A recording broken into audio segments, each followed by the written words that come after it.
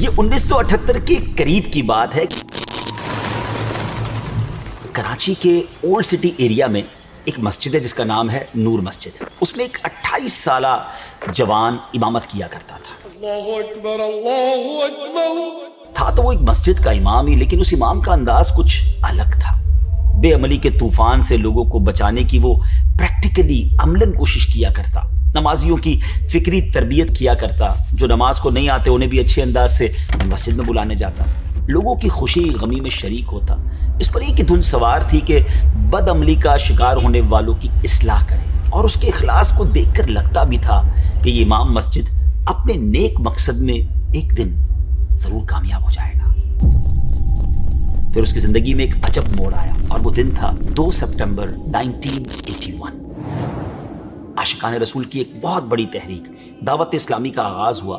اس امام کی اپنے رفقا کے ساتھ مل کر بھرپور کوششوں سے دعوت اسلامی ترقی کرتی گئی، اور اس امام کو دنیا امیر اہل سنت مولانا محمد الیاس عطار قادری کے نام سے جاننے لگی۔ جمیل قادری سو جان سے قربان مرشد پر،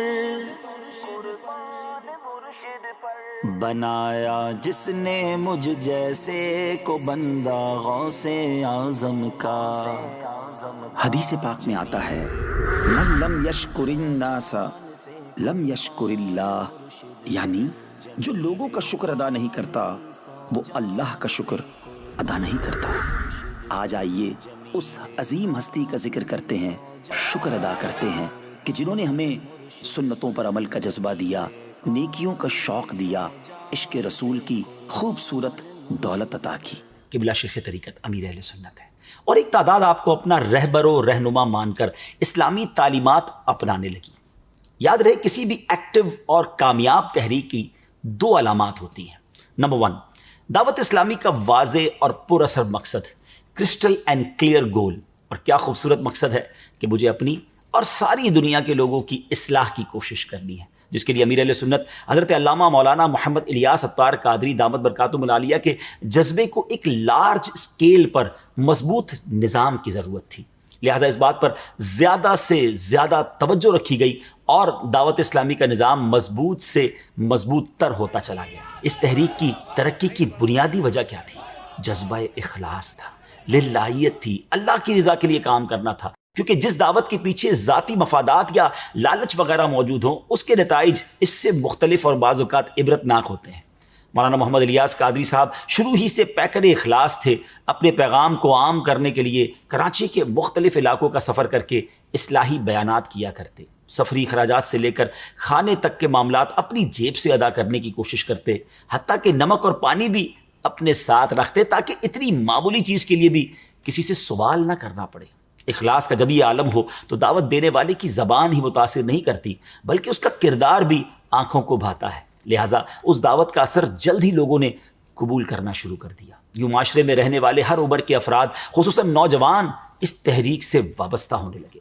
مولانا محمد الیاس قادری صاحب کی دعوت میں سب سے متاثر کن پہلو یہ ہے کہ انہوں نے اصلاح امت پر مشتمل مقصد اپنے سے منسلک ہر فرد کے سینے میں اتار دیا، اور دعوت اسلامی کے کام کو آگے بڑھنے کے لیے انتہائی آسان اور پاکیزہ انداز دیا۔ یہ وہی دعوتی اسلوب ہے جسے انبیاء کی سنت اور اولیاء کا انداز اصلاح کہنا درست ہوگا۔ اب آتے ہیں ترقی کی دوسری علامت کی طرف، اور وہ ہے دعوت اسلامی کا منظم اور مربوط نظام۔ دعوت اسلامی جو ترقی کرتی گئی، اس کا کام بھی اسی رفتار سے بڑھتا رہا۔ اب ضرورت اس امر کی تھی کہ ایک انتظامی ڈھانچہ بنایا جائے، لہٰذا تمام زمینی حقائق کو سامنے رکھتے ہوئے مرکزی مجلس شورا قائم کی اور تنظیمی ڈیوٹیز سونپ دی گئی۔ اس کے علاوہ کسی تحریک کے مضبوط نظام کی بقا اس کے افراد کی بہترین تربیت پر بھی ہوتی ہے، کیونکہ غیر تربیت یافتہ افراد کی کثرت جو ہے کسی تحریک کے لیے نقصان کا سبب بھی بن سکتی ہے۔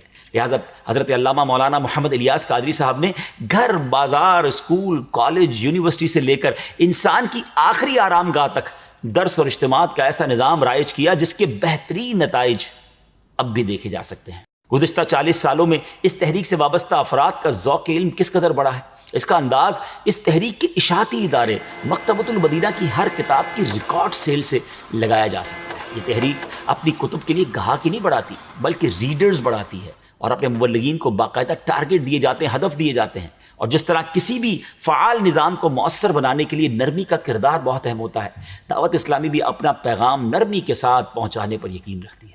دعوت اسلامی کے پیغام میں محبت سے متاثر ہو کر کئی غیر مسلم دامن اسلام سے وابستہ ہو رہے ہیں۔ سبحان اللہ، دنیا بھر کے عاشقان رسول دعوت اسلامی کے ساتھ اپنا وقت بھی دیتے ہیں، اپنا مالی تعاون بھی کرتے ہیں، اور سبحان اللہ نہ صرف 3 دن کے لیے بلکہ 12 دن، 30 دن اور بعض اوقات 12 مہینے کے لیے مدنی قافلوں میں سفر کرنے کے لیے بھی تیار ہو جاتے ہیں۔ سبحان اللہ، اللہ کریم سے دعا ہے کہ اللہ کریم دعوت اسلامی کے اس باغ کو مزید پھلتا پھولتا رکھے اور امیر اہل سنت کے سائے کو تا دیر ہمارے سروں پر عافیت کے ساتھ قائم رکھے۔ تو ناظرین، اب آ رہا ہے 2 سپٹمبر 2021۔ اس کا مطلب یہ ہوا کہ اب دعوت اسلامی کو 40 سال پورے ہونے والے ہیں۔ ہم کیوں نہ اللہ کا شکر ادا کریں کہ اللہ کریم نے اتنی پیاری تحریک ہمیں عطا فرمائی کہ جیسے ہی اس کے قریب جاتا ہے کوئی، اس کے دل میں اللہ سے محبت بڑھ جاتی ہے، عشق رسول میں اضافہ ہو جاتا ہے، صحابہ اور اہل بیت کی غلامی مل جاتی ہے، اور گناہوں سے بچنا کچھ آسان ہوتا نظر آ جاتا ہے۔ نیکیوں پر عمل کرنا اس لیے بھی آسان نظر آتا ہے کہ سارے ہی لوگ سنتوں پر اور نیکیوں پر عمل کر رہے ہوتے ہیں۔ تو کیوں نہ اس پیارے ماحول سے ہم بھی وابستہ ہو جائیں اور 40 سال مکمل ہونے پر اللہ کا شکر ادا کریں، اور کیوں نہ دل سے کہیں شکریہ دعوت اسلامی، شکریہ امیر اہل سنت۔